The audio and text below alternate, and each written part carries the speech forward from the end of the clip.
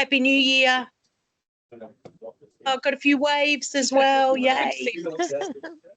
Love to see everyone's faces. Excellent. So welcome, everyone. It's 2026. Happy New Year. Happy New Year. Restful time off. Judging by a lot of the invites, some people are still away because they get the out of office bounce back. So anyways, which is a pricing schedule based on full adoption across the network. Somebody on mute. For the I guess the operations execution platform, which includes. All right. So welcome to our first Lunch and Learn for the year. Very exciting news, which you would see my video last week. We have moved in all together, the FCA and the Franchising Expo. So very excited that this is the first session as well. So today I just want to go around the room, and there's the FCA team and the Expo team are here. So we have Rebecca, Franchising Expo, George, and Baxter, FCA, Georgia, FCA, Lisa, and we've got Jess online and Spencer online as well, FCA. So without further ado, I'd like to introduce you all, and most of you know this gentleman. He's been around for a while, Tim Collette from the Franchising Expo. Today, very exciting topic is getting results at an expo.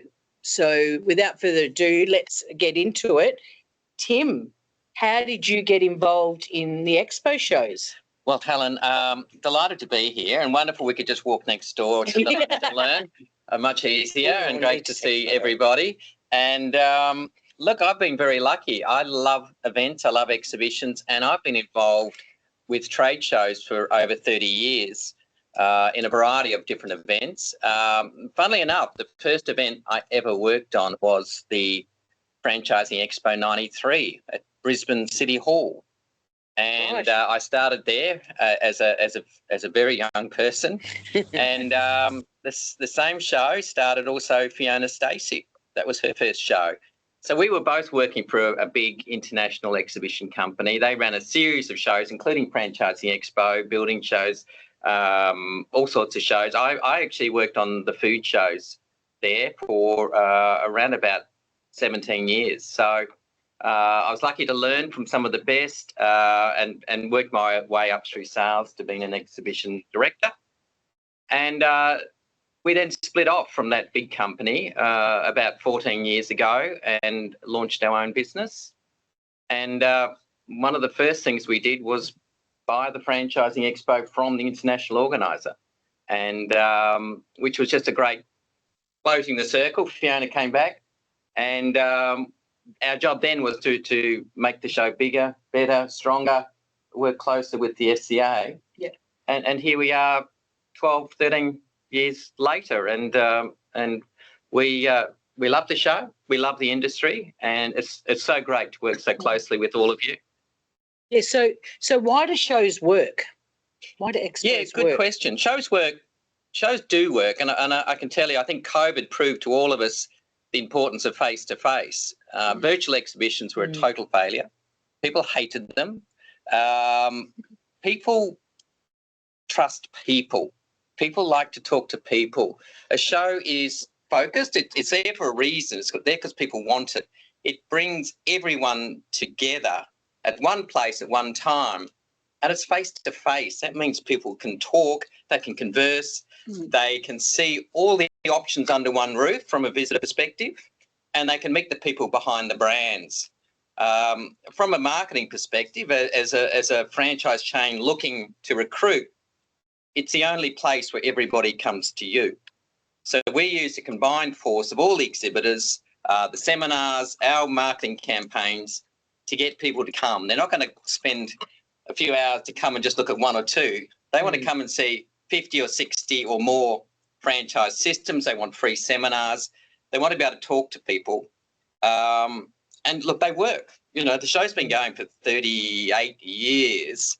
And over that time, it's seen a huge number of brands grow through the show, through all the things they do, but the show has been a big part of that. And they only exist because people keep coming back. So they do work. I think today, you know, with AI, you can't trust anything you see online. Yeah. So people do love to see the names, the people behind the brands, and get that immediate feedback. That's why they work. Yeah. And how do we get the best out of them? Okay, so we're going to go through some of that today. But if I had to sort of sum it up in a few words, I would say lean in. A lot of people book a show and do nothing. They open the manual a week before and go, oh, well, they ring us, which is fine, and say, when do we move in? It's like Friday. As soon as you book a stand, book your stand early, lean in, get excited, get your people excited, talk to your people, and think about what you want to achieve, how you're going to achieve it. Be prepared, be professional in everything you do, execute it with enthusiasm. And then the important thing, which is where we will get to soon, follow up and plan your follow-up before the show. Don't wait till you get back to the office and you've got all these leads, think, right, what am I going to do now? We've all done that. And every time I think, oh, I should be ready. Good point. Exactly. All right. Well, let's get into some detail then. All right. Yep.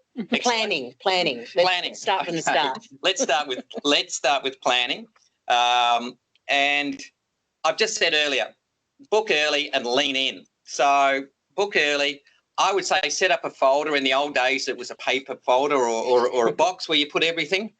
Nowadays, it's probably a folder in your inbox or a folder in your files. Put everything there.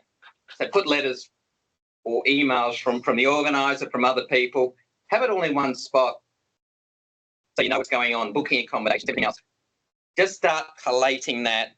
Or what we do is we have an exhibitor manual. Again, in the old days, it was a paper folder. Nowadays, the last 14 years, it's been online. So after you book, we'll send you a link to open your exhibitor manual.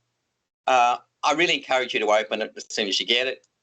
You're not going to need everything. You're not going to do everything once, but just open it to know you've got a password, to know what's there.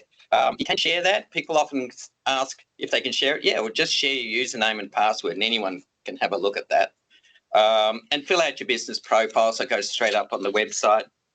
Get together with your team fairly early in the piece because you want them to be enthusiastic. You might only be a team of 2 people. You might be a team of 10 people. But have a meeting early on and get the team involved. Get it in their diaries. Start getting some feedback. What did we do last time? What do we want to do? Set some objectives at that point. I don't want to dwell on objectives, but they are important to think. Why are we doing the show? Often it's to recruit, or it's to build profile, or it's to do resales, or it's greenfield sites. What do we want to do, and how many leads might we walk away with at that point? So setting some objectives is also good in terms of getting your team excited. Book early and book accommodation and flights because we're about 7 weeks out from the Brisbane show. Now is when the flights are cheapest and the hotels. I've only just booked our hotel this morning. We're booked. Very good. So, we're not sharing rooms though. No. We're only sharing office. We are. That's a good one. If you want to stay close to the exhibition centre, the rates are still pretty good. You get a room still for $200, $250 a night, not too far from the exhibition centre. You'd leave it the week before. Everybody's booking there. They're going to get a lot more expensive. So book them now, and also start promoting your involvement, which we're going to talk a little bit more about. Tell everyone you're going to be there. It shows that you're active in the market, and it's jumping ahead a bit here, but it gets people excited about the show. It gets people excited about your brand, and it drives traffic to your stand at the show. And that's a great thing to have. It makes the whole experience much more productive. Well, let's move on to that then. Promotion. There you go. Promotion. Yeah, well done. We're just talking about that. So look, you all expect the organiser to do that, and that's what we do. We run a big promotion campaign to bring people to the building. We do it by SMS. We do it by email. We used to send out hard copy tickets. We still do a little bit, but not a lot. It's mostly digital advertising. It's the socials, which are organic and paid. All the things you do for other things, we do that. We do it en masse, and we do promote the show.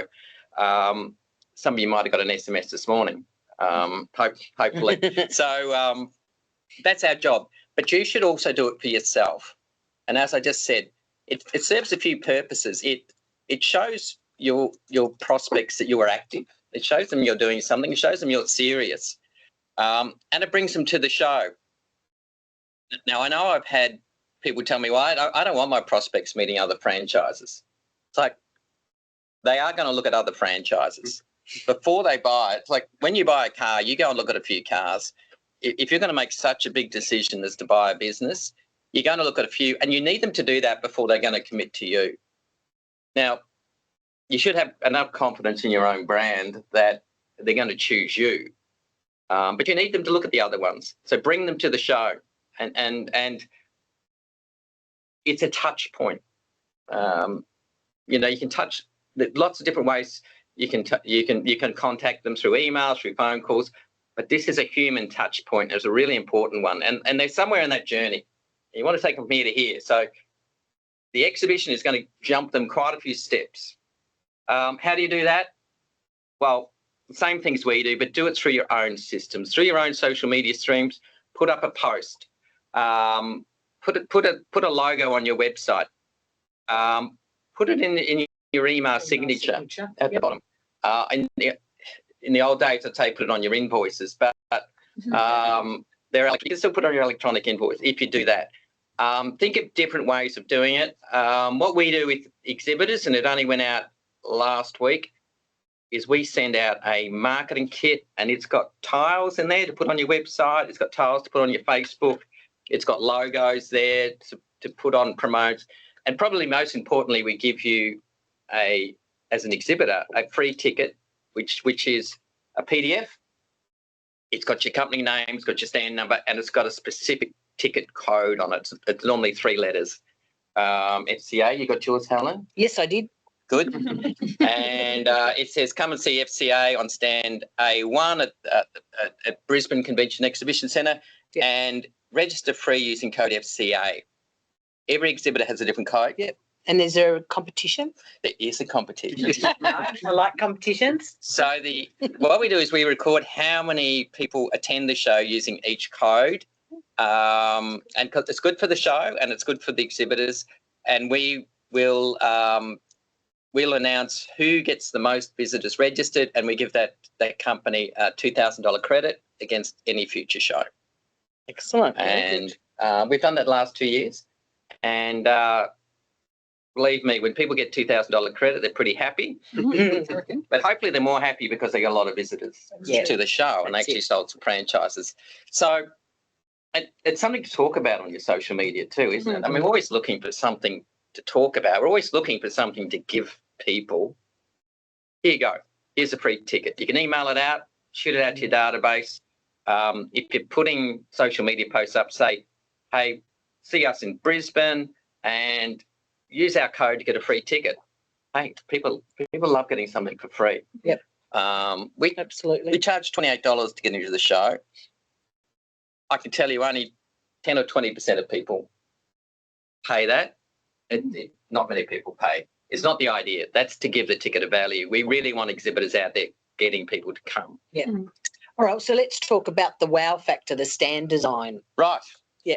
Good. So stand design does make a difference. Absolutely. And I go back to what I said earlier. Be professional. Like whatever you do, just make sure you do it well. We provide for most exhibitors what we call the shell scheme. That's the basic walls, carpet, lighting, a fascia panel with the company name on it, and one PowerPoint. So that's most exhibitors start with that. And you can see there's some pictures of shell scheme. You can really dress that up for not a serious cost. You can either bring in your own graphics and signage, or you can use the stand builder, Harry the Hirer, to do that for you. If you use Harry's, you can take it from show to show if you're doing multiple shows. So that's great. You can amortize it over a number of shows. That's fantastic. But you can print the panels. That's really effective. The stands are made of 1 metre by 2.4 metre panels. They can be digitally printed and they attach to the wall. You do 3, you do a 3 metre one wall, They look great, don't they, George? Yeah, it looks fantastic. George looks after our Start Your Own Business section, which is a new part of the show. And a lot of the exhibitors there are suppliers or people to help you start a business. They're great at doing this. And if you just print one wall, it just makes such a difference. And then you can take that from show to show. They are totally reusable. You can even take them home, but most people just leave them with Harry's. They don't look great in your lounge room. Yeah. Awesome. And other things you can do. You can work with Harry's. You can change the carpet colour. Furniture's important, but you're not there to sell furniture. You're not there to promote furniture company. I would say minimise the furniture. You might want a bar table, a couple of chairs, or you might want a brochure rack. Generally, people will order that from the official stand builder, but you can bring your own. You can use any contractor you want. It's not a closed house. Using Harry the Hire is the easiest. They've got a great range, but that's entirely up to you. It can be more economical to bring your own furniture in if you want. Maybe if you've got props in your own business, bring them in. You know, if you're a lawn mowing franchise, you might bring in a mower. You might bring in a mannequin mowing lawn. You might lay grass on the floor. Be professional, be relevant, be obvious. People need to know what you do. If you don't want to bring in props, if you've only got a small stand, a really big image of one of your franchise stores is great. Rather than trying to describe what you do, it's just a great big image of a franchise store. A professional print, not just something sticky taped up, but a professional print mounted on the wall looks amazing. Corporate colours, you know, if your corporate colour is green or blue or red, great to get your furniture, sort of theme it up a bit, and we're going to talk about people soon. Yep. But company shirts that match the corporate colour is a great thing as well. Yep. So it doesn't need to be complicated, but just simple, professional and obvious. Yep. And the most important part, your people, and it might actually be fitting to answer Greg Nathan's question. He wanted to know a little bit more like what he meant, like what sort of objectives could there be, and that would involve the people. Yeah, thanks, Greg. Look, setting objectives in this show is probably generally around about recruitment, isn't it? I want to walk away with so many leads is probably a fairly obvious one, but they could be more specific than that. I want leads in particular territories, or I want us to talk to X number of current leads. I want us to find X number of new leads.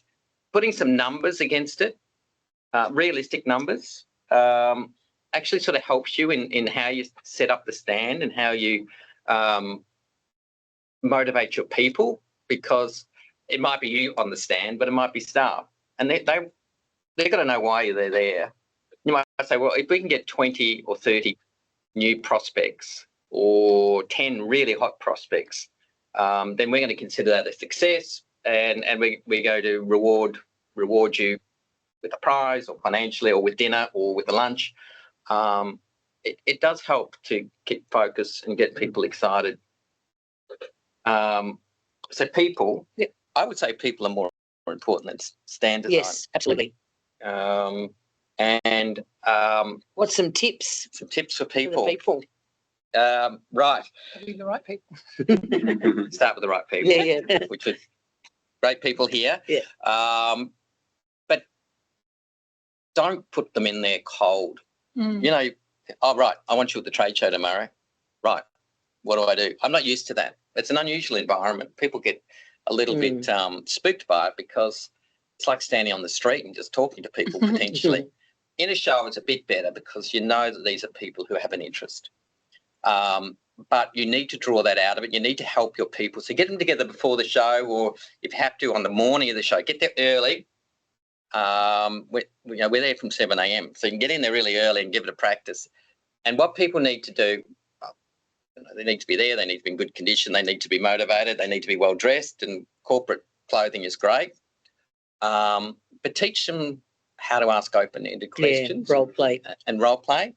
It's not complicated. An open-ended question is who, what, when, how, why. It's what sort of franchise are you looking for today? Or what are your interests? Or how are you currently employed? When are you looking to get into business for yourself? These are questions where people have to answer you. And you can ask the same person, different people, the same question. You don't need to come up with new questions, but just saying, hi, how are you? Or, got tired feet, or what do you think of the show? It needs to be a bit more than that. People are there to do business, to learn. They want to talk to you. So we want to ask them what they're doing, what they're looking for, what are their dreams, what's their family situation, where do they live? And then, what do they know about franchising? What do they know about franchising? What a great question. What do you know about us as a company? Do you ever eat at Red Rooster? Have you ever thought about running a food business? These questions will draw people out. And of course, they want to have that conversation. They're not just there for a day out. We can talk about tire kickers and all that, but people don't drive to an exhibition centre and queue up and get in just to have a day out. I can assure you, they are there for a reason. So ask them questions and take notes and make sure you get their contact details. People ask me if they should take brochures to a show, and I say, well, you can, but better is to make sure you've got a system to collect people's email addresses and email them, or in the old days, post them a brochure. In our food shows, the only reason to take brochures is to get rid of people. Because here's a brochure. Yeah. For someone you really don't want to ever see again, give them a brochure. But if you really want to talk to people, make appointments. Get their details. Make appointments on the stand. Make appointments. Take a diary. Take a diary and say, right, I'm going to come and see you on this date, or we're going to talk about this in follow-up. But we're having a seminar on Tuesday night. Can I put your name down for that? We're going to have a demonstration at our Porto store in Fortitude Valley on Wednesday night. I'd like to invite you. Yeah. Discovery Day. That's a great thing. That's a great thing to do. What's some quick do's and don'ts for people? I know we've all got some pet peeves that we see at expos, like people on phones. You've gone rogue. You've gone rogue, Helen. Stick with the plan. Well, George, what's some of your hates? People at shows. What really annoys you as a visitor? Look, as a visitor, I think you sort of mentioned their engagement. If they're not engaged in their stand and believe in what they're doing and what they're providing, I think that's probably my biggest pet peeve. Yeah, and that would mean that I wouldn't approach them, and they don't get the opportunity to chat with me. How about you, Lisa? I think that's a good one. I think that's probably one of the better ones. It's got to look appealing. I want to come across to your stand. What have you got to offer? What have you got? Are you welcoming, inviting, smiling? Are you engaged? I mean, one of the questions was about on your phones. Probably my pet peeve is when people are on there actually as a stand holder on their phones then they're probably putting that contact person in possibly, but they're not engaging and being visible. Yeah. Like and be interested, in people. Yeah. I think you're right. I think the phone thing is bad. It's amazing how important phone calls become to people while they're standing there. Really, you could probably go one day without answering your phone, or go a few hours and then leave the stand. Yeah. Take your phone calls, make your phone calls, and then come back. Correct. Because the same thing with the other one, eating. Oh, yeah. Eating on the stand. It's not a good look. And ultimately, people are polite. They don't want to interrupt you while you're eating or you're on the phone, or the other one is On your laptop. get your laptop. People sit on their laptop on the phone. Oh, terrible show. No one spoke to me. I just did emails the whole day. Well, that's why people didn't speak to you. So there's a couple of questions on that, like thoughts on prizes, dartboards, golf putting. Are they, sort of interactive engagement? That's a good question. You see this a lot at sort of shows where the content is not so interesting.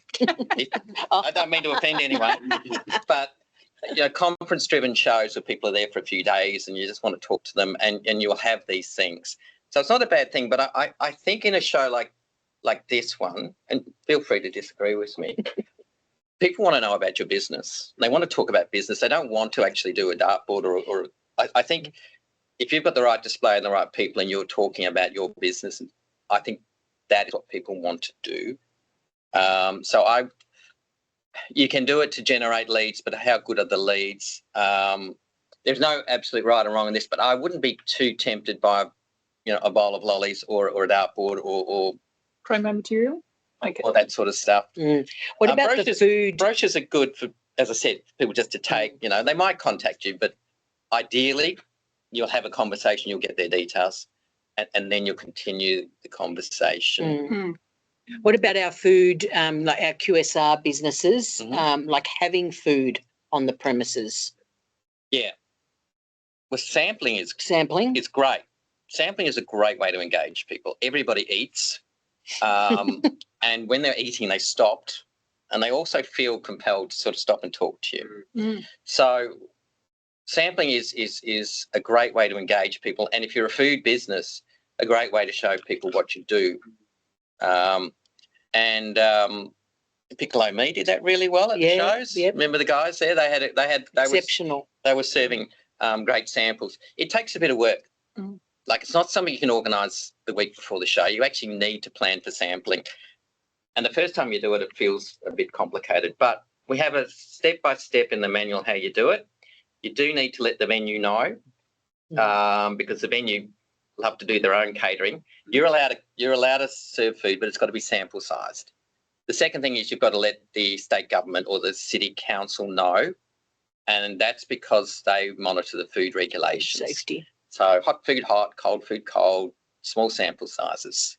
It's all in the exhibitor manual, and you've got to apply for a temporary food permit or a temporary stall, and each city has separate systems, and there is a small charge for that.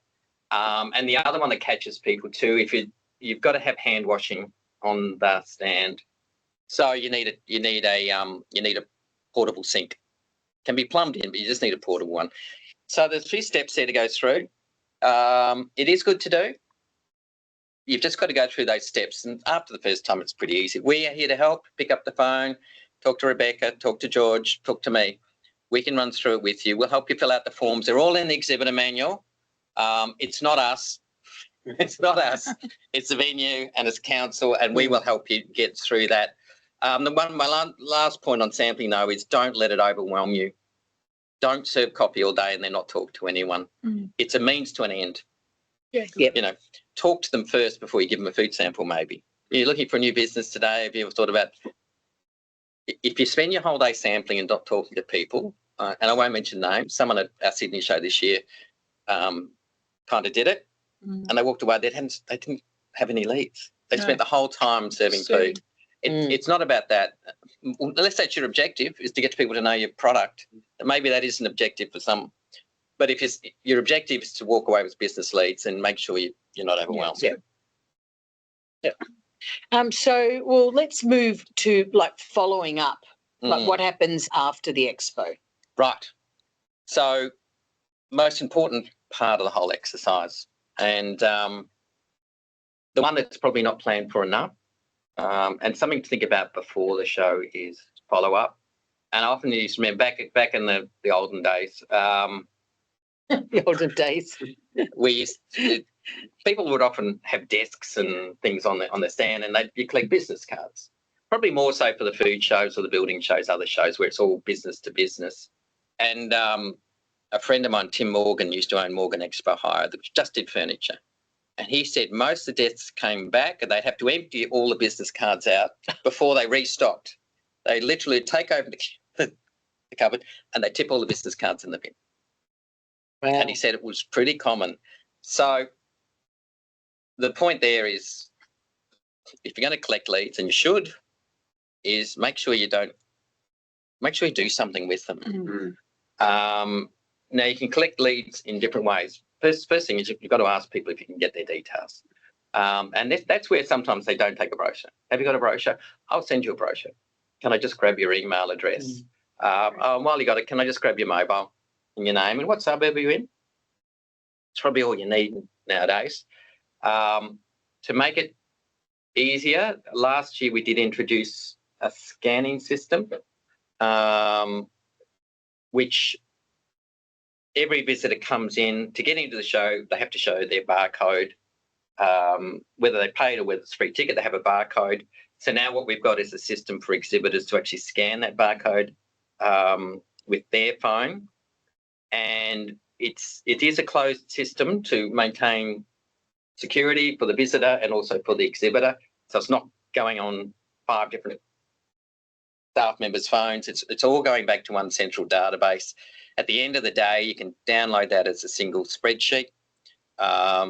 It's taken 12 months to probably get the system bedded down, but it does work, and you can use that system. Some companies don't want to use that system. Some of the American franchises like to go through their own forms. That's fine too. Just make sure you've got a system. Yeah. And then think about what you're going to do with all those details. And I would say have something ready to go straight away, which might be an email.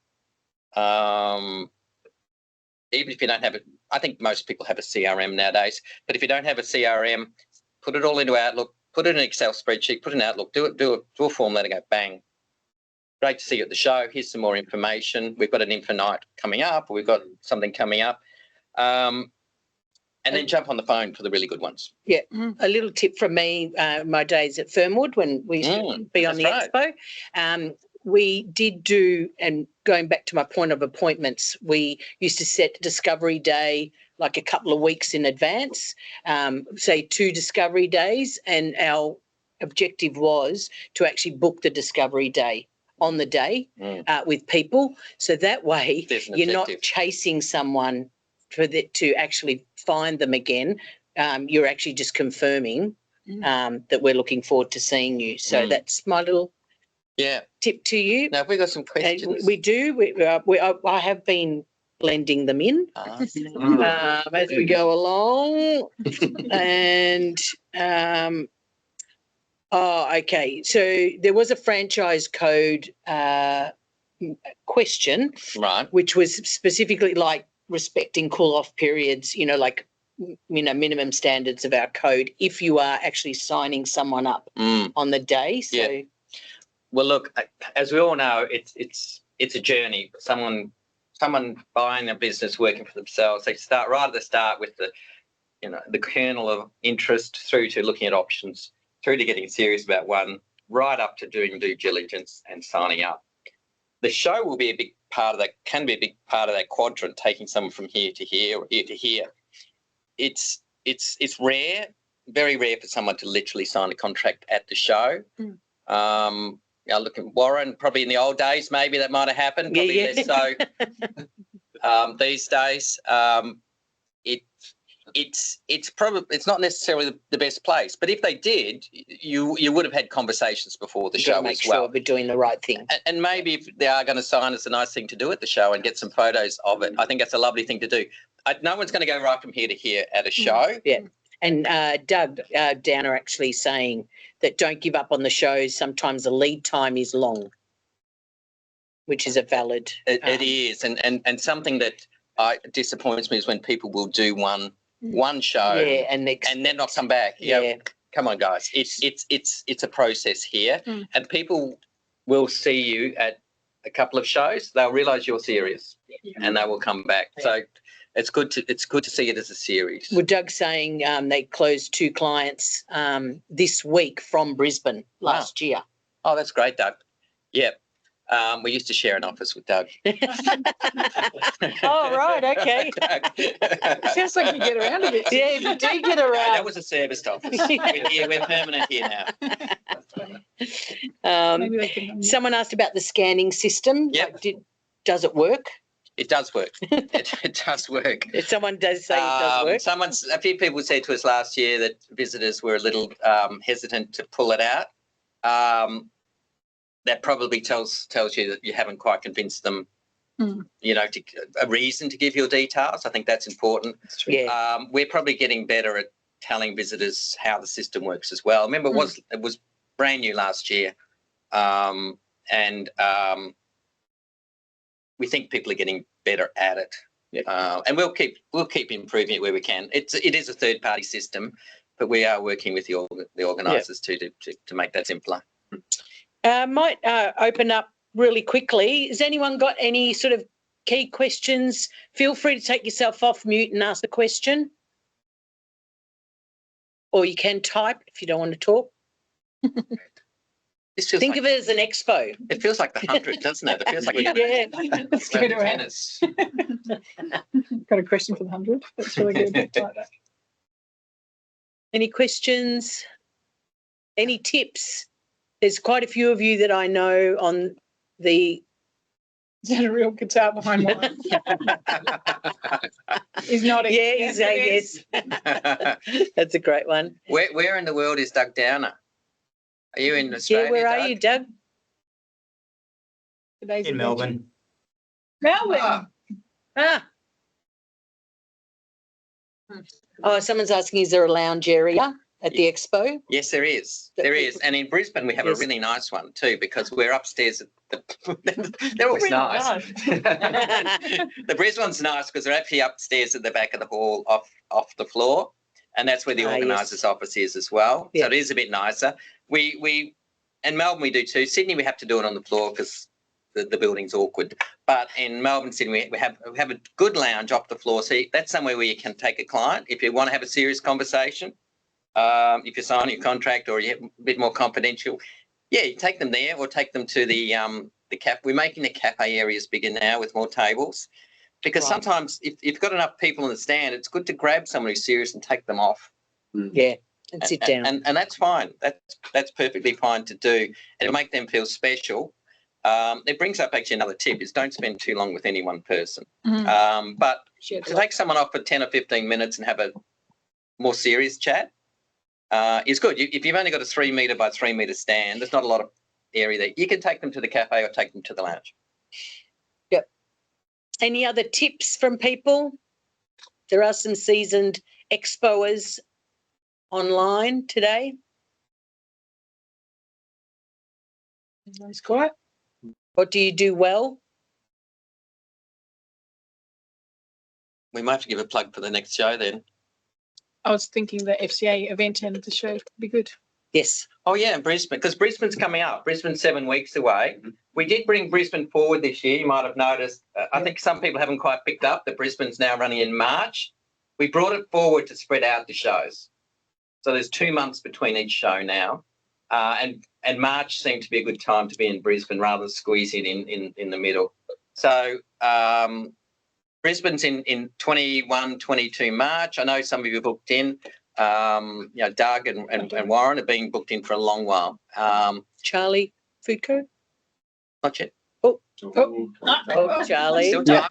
We do one city each year, so I'm not sure which one we're doing this year. Sorry. I'll certainly be at the Sydney one saying hello. Great. But we also, giving out mini muffins works a treat. Yes. Great. And I think Charlie, I think they were individually wrapped, which makes it so much simpler. They were so much better than anything else on the market. Great. No, you're right. Each one was in an individual case, which helped with the sort of scattering of crumbs. It made them much easier to eat and then throw away the wrapper. And I don't think you needed a sink. I don't think you needed hand wash because they were individually wrapped. I can't remember, so I'd rather not say. Yeah. But I think I'm sure you're right. I think you're right. I think I'm right. I think we're both right. Because they're individually wrapped and arguably they're for people to take home and eat. Yes. I don't think you needed any of the I don't think you even needed a food permit. So there's a little tip. Yep. And what about registering? Is there a benefit to being an FCA member? There sure is. Yes, there's always been a discount. There's a 5% discount, and that's off any other early booking discounts in there. So it's always 5% off for FCA members, and FCA members will get their logo on the fascia, the name board, and we'll always try and give them extra publicity, as do you. Yep. So it is good to be an FCA member as part of the show.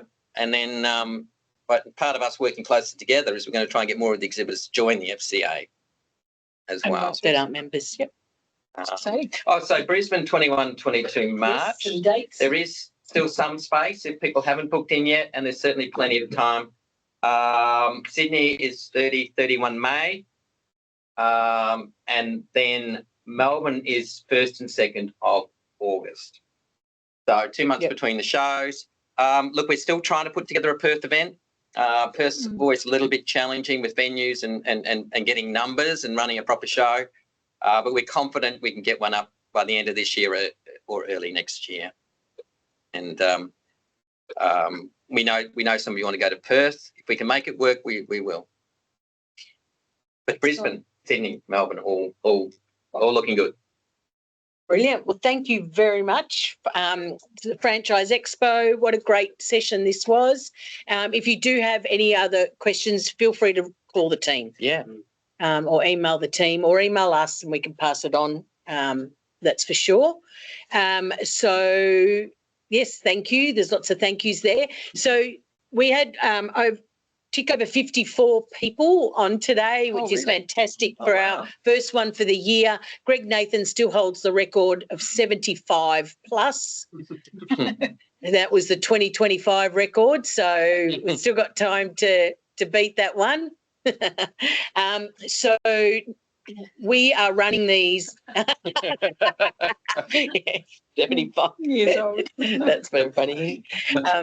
So we are running these now fortnightly, which is excellent. So lots and lots of information throughout the year, and our mentoring will start at the last week of February, and that will be monthly. So, yeah, if you want to be, on either of the webinars, you are on, so you're in. But just make sure. And if you forward it to your colleagues, that's even better, the more people we get. So from all of us here at the FCA and the Franchise Expo, thank you very much for joining us and for your time. Thank you. Thanks, everyone. That's great. Thank you. Have a great day. Thanks, Helen.